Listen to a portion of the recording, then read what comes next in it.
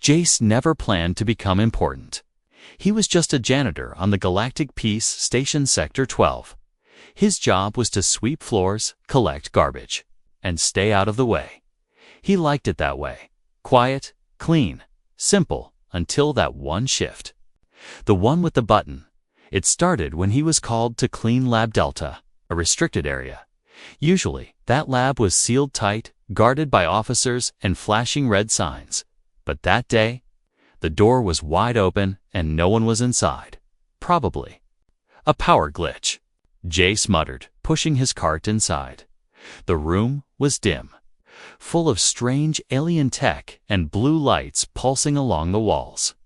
He didn't touch anything, of course, just swept the floor slowly, whistling to himself. But then he saw it, a small platform in the corner, glowing softly with violet energy. On it was a control panel, and at the center of the panel, a button, a big, shiny button, glowing like it was alive. Alien markings ran along its edges, shifting and swirling. It almost looked like it was breathing. There was no label, no warning sign, not even a fingerprint lock, just that single button. Alone on the platform, calling to him, Jace should have walked away, but something inside whispered, just one touch. What could go wrong? He looked around, still no one, not even a camera. Curiosity won. He stepped forward and pressed it. For 1 second, nothing happened. Then the floor shook. The lights flickered and the air turned heavy. A deep hum began beneath his feet, rising in pitch. The platform opened beneath the button, revealing a crystal cylinder. Inside the cylinder was a pod, long, smooth, and humming with energy. The pod hissed, steam rising from its sides. And the glass cover slid open. Jace stumbled backward as a tall figure sat up inside the pod. His heart pounded, breath frozen. She had dark silver skin, glowing tattoos, and long dark hair tied in rings. Her eyes blinked open bright blue, sharp like blades. She looked around slowly, then locked eyes with Jay's designation. She said in a voice like wind over metal. Jace stammered, "W what?" She stood, stepping out of the pod, nearly 8 feet tall. "Are you my keeper?" She asked again, softer this time. Jace opened his mouth, but no sound came out. She walked toward him, studying his face. "You are human," she said, almost surprised. "But the signal came from your hand." He looked down. His palm was glowing faintly, the same color as the button. He hadn't seen that before. "I didn't mean to look. I just cleaned the place," Jace said, panic growing in his voice. She tilted her head, her expression unreadable. "Then you are a cleaner with fate's mark," she said, stepping closer. "I must follow the one who woke me." Before he could reply, sirens screamed. Across the lab, red lights flashed, and heavy doors slammed shut, sealing the room. A voice came over the speaker. "Warning, authorized activation in Lab Delta. All personnel evacuate immediately." Jace's stomach dropped. He turned to the woman, the alien who was now calmly standing beside him. She looked peaceful, even amused. "They are coming," she said. "You may wish to hide." Jace darted behind a console just as the doors burst open and armed security stormed in. He expected her to fight, run, or vanish. Instead, she simply pointed to Jace and said, "This human activated the core. I am bound to him." The soldiers stopped, confused, weapons lowered slowly. One officer whispered, "That's impossible. She's been sealed for over 2,000 cycles." Another said, "Then why is she awake now?" The alien woman answered for them. Because he pressed the button, all eyes turned to Jace, who peeked from behind the console, wide-eyed and speechless. The lead officer frowned. "You? What did you do?" Jace stood up slowly, sweat dripping down his back. "I just wanted to clean the floor," he said weakly. The alien woman gave a small smile and stepped beside him. "He has awakened the prime weapon," she said. And by ancient law, I belong to him. The room fell silent. Jace looked at her, looked at the officers, then at the glowing mark on his palm, and finally said the only thing that came to mind. Oops, asterisk. The alien woman followed Jace closely as the officers argued in low voices, their eyes darting between her and the glowing mark on Jace's palm. None of them could decide what to do. She was ancient, dangerous, and legally according. 2 forgotten laws bonded to him, and Jace, well, he was just a janitor who had pressed the wrong button. When they tried to take her away, she simply stood behind Jace and said, "He is the keeper. If you separate me from him, I will burn this chamber to dust." Her voice didn't rise. It didn't need to. The air around her shimmered slightly, enough to make their weapons shake in their hands. Jace couldn't understand how everything had gone so wrong so fast. One moment he was sweeping floors. The next he had a glowing palm and a 7-foot alien claiming to be his.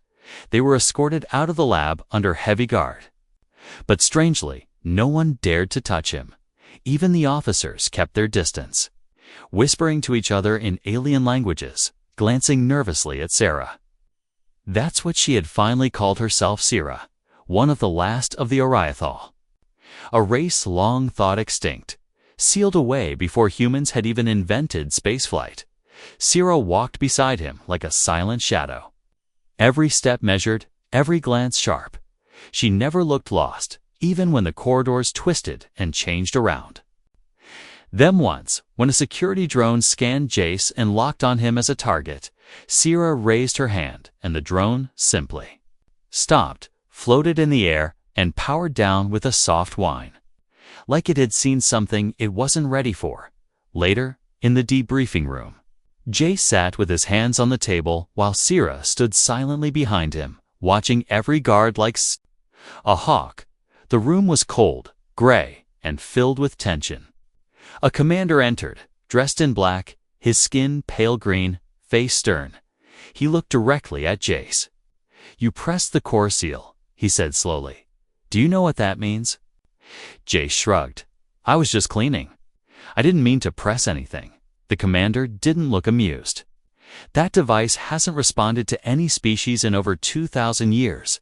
It was meant for a specific bloodline coded deep into ancient tech."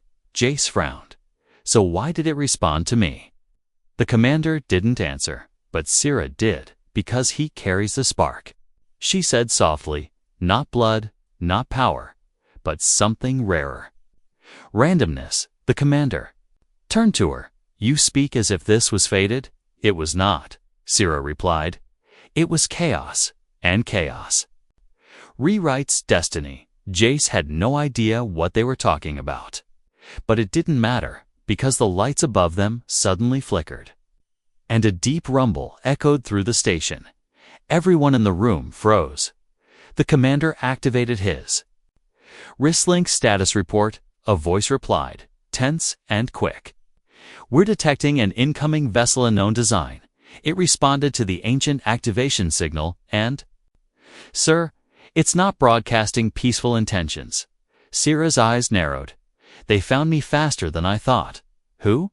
Jace asked, heartbeat rising. "The ones who buried me," she said, her tone calm, but her hands were already glowing with faint energy. Before anyone could react, the door burst open. Not from outside, but from inside the wall. A hidden panel slid open and a corridor appeared. Glowing with the same energy as the mark on Jace's hand, Sira turned to him. "We must go." "What?" "I can't just, if they catch me, they'll destroy the whole station to erase me again," she said. "And you too, because now you are bonded to the core." Jace hesitated only a second, then ran with her, alarms blaring behind them, as guards shouted and chased, but the hidden passage closed just as the first blaster bolt flew past them. He was panting, confused, terrified, but she didn't even slow down. As they moved through the strange corridor, clearly not part of the station's official layouts, Jace noticed something. The walls responded to his presence, lights following him, doors opening when he stepped near. He reached out to touch one, and it melted open like liquid light. "What is this place?" he asked. Sarah looked at him. "This is the ship beneath the station, hidden long ago." "Waiting for someone like you to open it? Why me?" She didn't answer. Instead, she placed her hand gently on his chest, where his heart pounded like a drum. "Because something in you," she whispered, "was never meant to stay small." The corridor opened into a massive chamber, full of ancient controls, floating orbs, and a single massive screen showing the enemy vessel drawing closer. Jace looked at the screen, then at Sierra, and finally, at the glowing mark on his hand, and deep inside, he felt the same whisper again, just one touch. Jace had never seen a room like this before. The walls shimmered like frozen light, and the air buzzed with quiet energy. The symbols on the panels weren't just glowing, they were moving. Like they were alive, breathing in rhythm with his pulse. Sierra stood at the center of the chamber, her arms raised as if welcoming an old friend. Lights responded to her presence. Hovering machines spun slowly around her, and the floor beneath her feet shifted gently, forming a pattern around her body.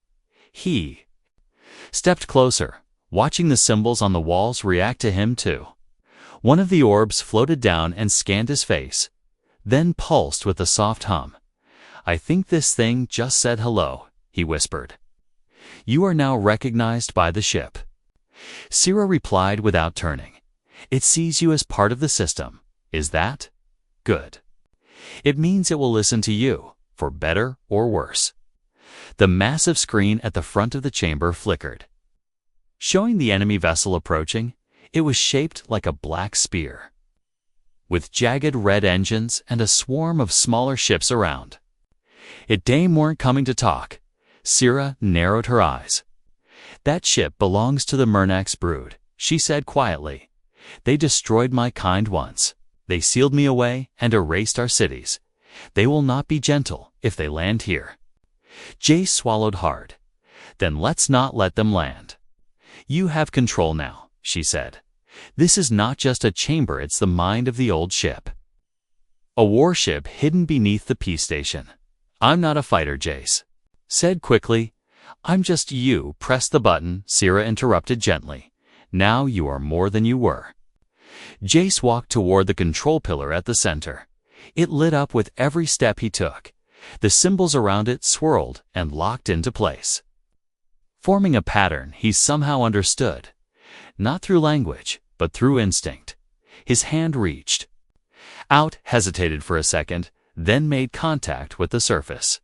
A rush of information flowed through his mind, not words, but images, blueprints, memories that weren't his. He saw battles in space, planets burning, the ship being sealed away, its memory wiped again and again, waiting for someone to awaken it, someone unpredictable. The ship accepted him, and it was angry. Outside, the smaller ships from the enemy fleet began circling the station, scanning for weaknesses. Inside, lights flared as the ancient ship's power systems roared back to life. Long-buried engines coughed awake and unseen weapons emerged from beneath the metal skin of the space station. Back in the main command level, officers watched in confusion as their control panels went dark, overridden by a source they couldn't trace. One of them shouted, "We've lost control of the defense grid." Another whispered, "Something's waking up." Something old. Sierra watched Jace's face, calm but curious. "You're doing it," she said. "I don't know how," he replied, his voice shaking. "You're not doing it with thought," she said, stepping beside him. "You're doing it with instinct, the way your species survives what it shouldn't." Jace focused on the screen, where the enemy ships were locking weapons. He felt a strange pull in his chest, like the ship was waiting for him to decide. He whispered one word: "Defend." The chamber pulsed with energy. Weapons fired from hidden cannons, precise and silent. A wave of white energy sliced through the enemy swarm, disabling ships without destroying them. Clean, controlled, powerful. The enemy vessel pulled back, unsure of what they had just awakened. Jace stepped away from the console, breathing hard. "That was insane," he said. "It was you," Sira said simply, "and now they know the truth." The Oriathal were not fully destroyed, and the ship still lives. Jace looked at her, really looked at her. "You were never just a prisoner, were you?" "I was a weapon they feared too much to use," she said. "So they locked me away. Until someone foolish enough to touch the wrong button came along." They both laughed, a little tired, a little nervous. But then the screen flashed again. A signal, another ship, and this one was broadcasting a human code. Jace stepped closer, reading the old Earth Alliance seal. "This doesn't make sense," he muttered. "This ship was lost years ago." Sira's eyes narrowed. "Or it was hidden just like me." The screen zoomed in, revealing a strange figure standing at the helm. Human, but different. Then the message came through, encrypted but familiar. "Jace Monroe. If you're reading this, get off that ship, now." Asterisk. The message played again and again, looping across the screen. "Jace Monroe. If you're reading this, get off that ship, now." But Jace couldn't move. His feet were frozen, not from fear, but confusion. The voice was his brother's. That wasn't possible. Kyle Monroe had vanished 5 years ago during a deep space mining mission, declared dead with all hands lost. Jace had stopped hoping a long time ago, and now here he was, older, harder, wearing an Earth Alliance captain's uniform on a ship that should not exist. Sira stepped beside him and studied the screen carefully. "This signal is coming from beyond the ship's safety grid," she said, "not from any known registry." Jace stared. "He's not lying. That's Kyle. He shouldn't be here," she replied calmly. "But neither should I." A distant rumble passed through the station, subtle but sharp. Sira's glowing tattoos flickered, then steadied. "That vibration," she said, "was not from space." "What does that mean?" Jace asked, still staring at the screen. "It means someone else is already aboard." At that moment, the lights in the chamber dimmed, then turned crimson. New symbols began lighting up on the walls. Ones Sara hadn't touched, and Jace hadn't. Triggered, a system had been awakened, but not by them. "Someone just accessed the inner code," Sira said, her voice suddenly serious. "Another activation. But who?" Jace asked, turning toward the control pillar again. Sira was already moving, scanning the panels, fingers tracing symbols as if searching for something buried. Then she froze. Her voice dropped into a whisper. "No. It's the fail-safe protocol." Jace didn't like the sound of that. "What is that supposed to mean?" She looked at him, eyes cold. "It means the ship thinks you're about to betray your command." "What?" "I didn't do anything. The moment your brother's DNA signal reached the system, the ship registered a threat." "Why?" "Because you're bonded to me," she said slowly, "and he's not." Suddenly, part of the chamber collapsed inward, revealing a hidden shaft from the shadows. A figure stepped out, fully armored, face hidden behind a black reflective visor. Jace's voice caught in his throat. "Kyle." The figure raised its head, but did not remove the helmet. "You shouldn't have woken her," the voice said, deep and distorted. "This changes everything." Sira stepped between them, her hands glowing brighter now. "You were one of the Watchers," she said sharply. "Those who were ordered to seal me forever." The figure didn't deny it. "I didn't want this," it said, "but now I have orders. And I won't let Earth fall because of your mistake." Jace looked from Sara to the armored figure, his heart racing. "Wait, Earth? What are you talking about? The helmeted?" Man tilted his head. "Don't you get it, Jace? That ship you're standing in, it was designed to destroy planets."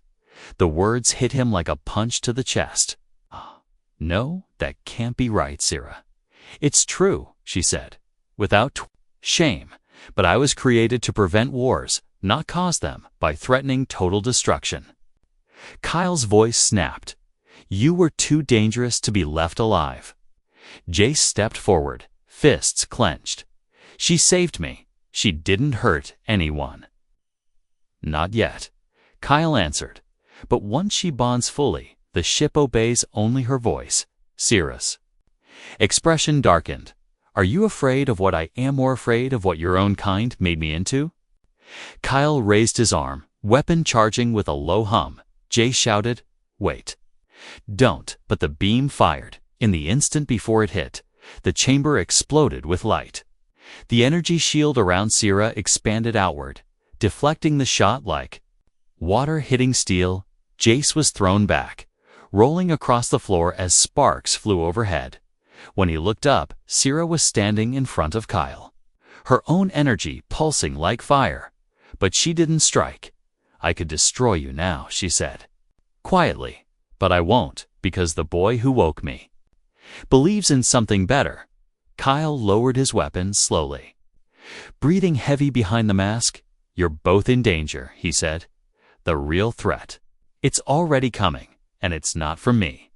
Jace struggled to stand, then help. US, stop it. Kyle turned, eyes scanning the ship. There's something inside this vessel, he said. Something none of us fully understand. Something waking up deeper than either of you. The screen flashed again, this time showing coordinates. Underground, far below the ship's surface, Sierra's voice dropped to a whisper. That chamber was never supposed to open, Jace. Look down the new tunnel that had formed at the base of the control room, and for the second time in a single day, he heard that quiet voice in his head say, just one touch. Jace had always thought the scariest part of space was the silence. He was wrong. The real fear was standing on ancient metal, looking down a tunnel that wasn't there 10 minutes ago, leading into a part of the ship that didn't exist on any map, and feeling like something down there was breathing. Sierra moved first, her steps light but steady, her glow pulsing softly like a heartbeat. Kyle followed behind her, armor scratched, weapon half-charged. Jace hesitated, then stepped after them, his palms still glowing faintly, though he wished they weren't. Every step deeper into the tunnel made the air feel heavier, like the gravity itself didn't want them there. They walked without speaking for several minutes, only the sound of their boots and the distant hum of systems responding to Jace's presence. The walls were older here, darker, untouched by light for centuries, and they were covered in carvings twisting alien marks that shimmered briefly when Sierra passed by. Jace reached out to touch one and felt a jolt, not pain but memory. He saw an explosion, a city crumbling, and a shadow falling from the sky. He jerked his hand away and gasped. Sierra looked back at him. It's beginning, she said softly. What is? The ship is trying to show you what it remembers. Kyle didn't say anything, but his fingers tightened on his weapon. He wasn't just a brother. Now he was a soldier who had seen too much and trusted nothing. Finally, they reached a chamber round, massive, and glowing from the floor like a sun trapped beneath glass. In the center stood something impossible, a second pod, bigger than the one Sarah had woken from. Wrapped in dark metal and bound in chains of light, it was pulsing, like something inside was stirring in its sleep. Jay stepped closer without realizing it, the glow from his palm growing brighter. Sierra put a hand on his shoulder.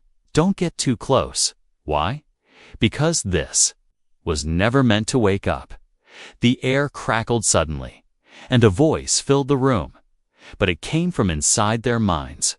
Not the walls, Keeper identified. Sequence initializing. Kyle raised his weapon. No, no. Shut it down now. Second core activation confirmed.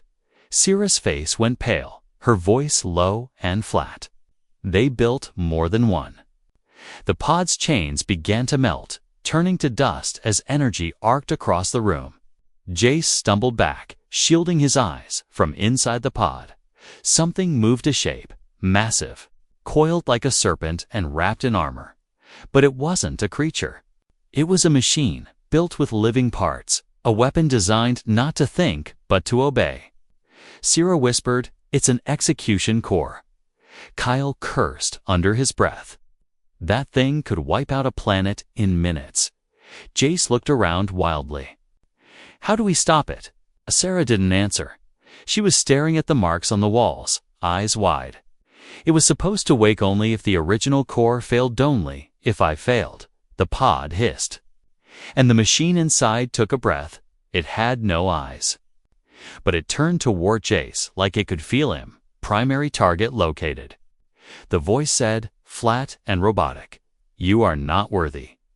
Then it moved, lightning fast. A single arm uncoiled and launched a bolt of pure energy toward Jace. Sierra jumped in front of him. Taking the full blast with her shield, the impact knocked her back, crashing into the wall. Kyle fired 3 shots, but they bounced off the execution core like paper darts. Jace dropped to his knees beside Sarah. "Are you okay?" She opened her eyes slowly. Her voice weak. "It knows you're not one of the original keepers. It sees you as a threat, not a command." The machine stepped out of the pod, as tall as 2 men, its arms shifting into blades and cannons. Jace stared at it and did the only thing he could think of. He reached out and pressed his glowing hand to the floor. The chamber reacted instantly, the carvings lighting up like fire. And something deep beneath the floor growled, not in sound, but in energy. "Override accepted." The voice echoed again. "Keeper conflict detected. Core decision pending." The execution core paused, its body twitching as if confused. Sierra sat up slowly. "You're not fighting it. You're confusing it."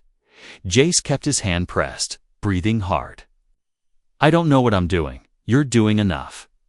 The chamber began shaking, walls shifting, metal reshaping itself around the machine. Chains of light reformed, snapping around its limbs. Dragging it back toward the pod, Kyle ran forward and slammed his weapon into the control pillar, adding power. "Containment protocol restored," the voice announced. "Execution core sealed until proper keeper is chosen." The pod closed with a final hiss. Silence returned. Jace collapsed onto the floor, soaked in sweat. Sierra crawled beside him, her fingers gently touching his. "You're not the right one," she said softly. "But you're exactly what we needed." Jace didn't sleep that night, not because he wasn't tired, but because every time he closed his eyes, he saw that thing. The execution core, that monster machine with no eyes, no soul, only orders, and for a few seconds. It looked at him like it knew his name better than he did. Now he was back in his own quarters. You could still call them that. The station had assigned him a temporary dignitary pod, as if giving him a nicer room could make up for nearly being vaporized by a forgotten god machine. The lights were too soft, the bed too clean, and the silence too heavy. Across the room, Sierra sat in stillness, eyes closed, glowing lines on her skin pulsing like a slow heartbeat. She hadn't spoken much since they resealed the lower chamber. Jace kept wanting to ask what she was thinking, but every time he opened his mouth, the words felt too small, so he stayed quiet, watching her instead. At last, she spoke, without opening her eyes. "The ship is changing," Jace blinked. "What do you mean?" "It's adapting to you," she said softly. "It doesn't trust you yet, but it doesn't reject you either." That's never happened before. He leaned forward, rubbing his face with both hands. "I didn't ask for any of this. I was just cleaning." "That is precisely why it chose you," she said, opening her eyes at last. "You didn't expect power. You didn't reach for it. You stumbled into it and still tried to do the right thing." Jace gave a weak laugh. "I'm not sure saving the galaxy is on my resume." Sierra tilted her head. "But you didn't run?" "No," he admitted. "I didn't." Before either of them could say more, the door chimed once. Then it opened on its own without permission. Without warning, Kyle walked in, his armor removed now, wearing plain black sleeves and a storm behind his eyes. "I just got back from command," he said flatly. "They're scared of both of you," Jace frowned. "Of us?" "They think you're contaminated." Kyle replied, "Tied to alien tech, bonded to a living weapon, and now, sealed core under your control. Syrah didn't look surprised. They'll want to contain you." Kyle said, looking at Jace now, "Or worse, erase you and bury this whole thing again." Jace stood slowly. "So what? We run?" Kyle shook his head. "You don't understand. It's already too late." The activation pulse that woke the execution core. It went beyond this system. Jace's stomach dropped. "You mean, others felt it?" Kyle said, "Other ancient machines, other sleeping weapons. Other things the galaxy wanted to forget." Syrah stood now too, her voice steady but sharp. "Then we must find them before they wake." Kyle gave a small nod. "That's what I came to say." "The ship is scanning for matching signals. It's already detected to more." "Where?" Jace asked. Kyle didn't answer right away, just tapped the screen on the wall. A galaxy map blinked to life.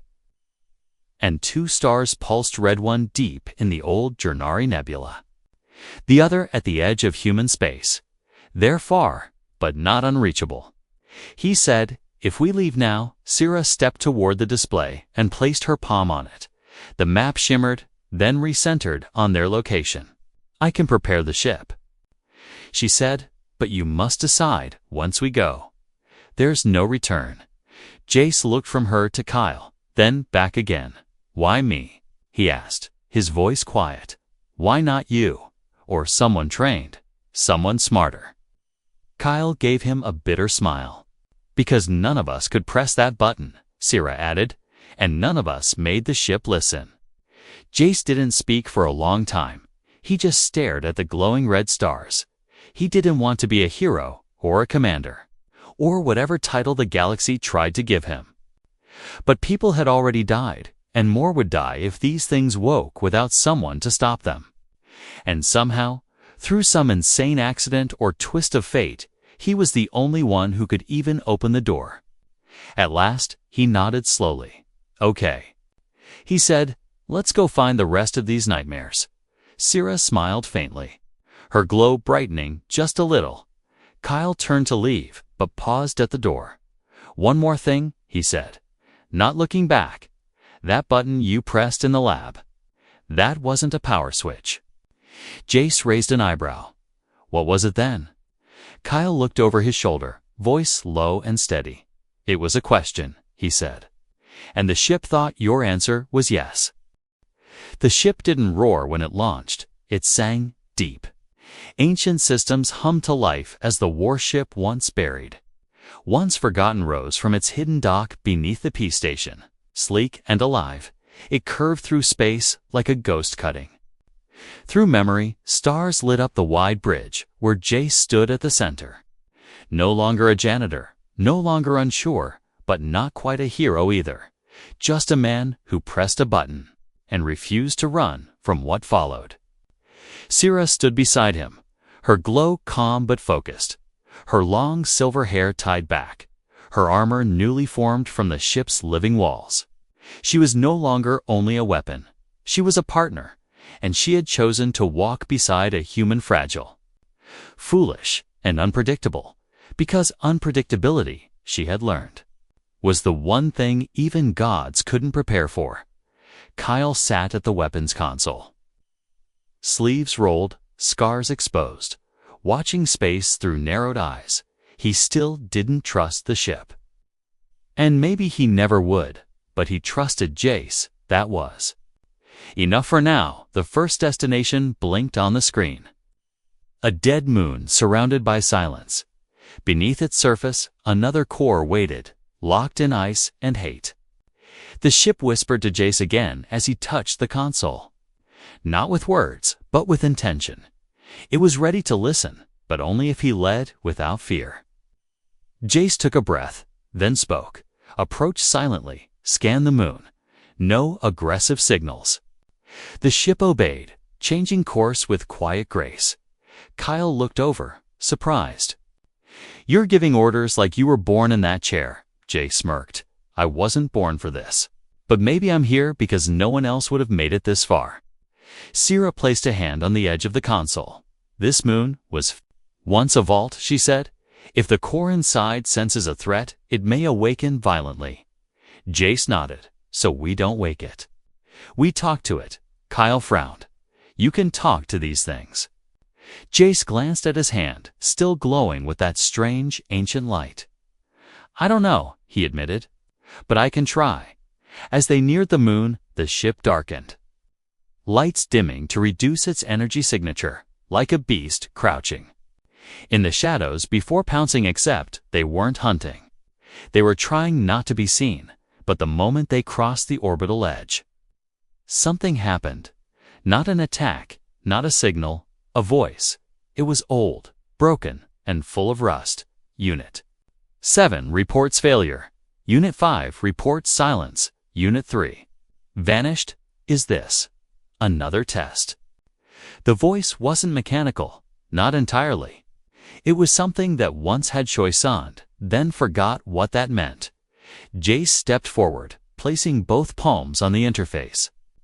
"I'm not here to fight you," he said. "I'm not your enemy." The voice paused, then replied, "You are human. The anomaly. The chaos signal. Why did you wake the first?" "Because she needed to be heard," Jace said. "And so do you." The silence after that was long.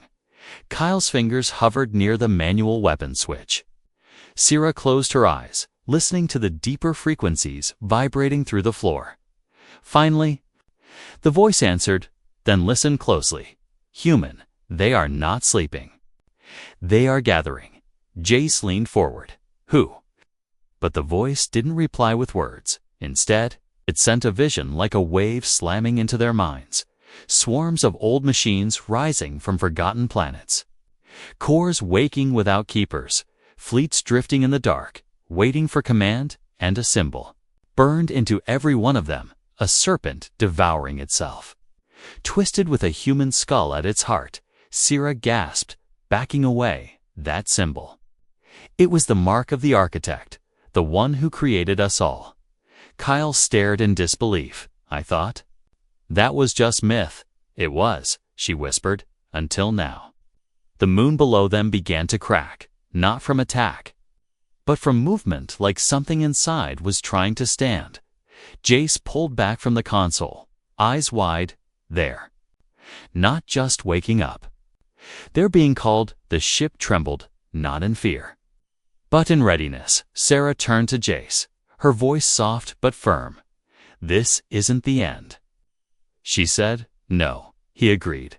"It's the start of something worse." Kyle looked between them, then smirked. "Well," he said. "Oops." Jace grinned. "Yeah. That wasn't supposed to happen, but now that it had, there was no going back." And somewhere in the dark, the architect was waiting.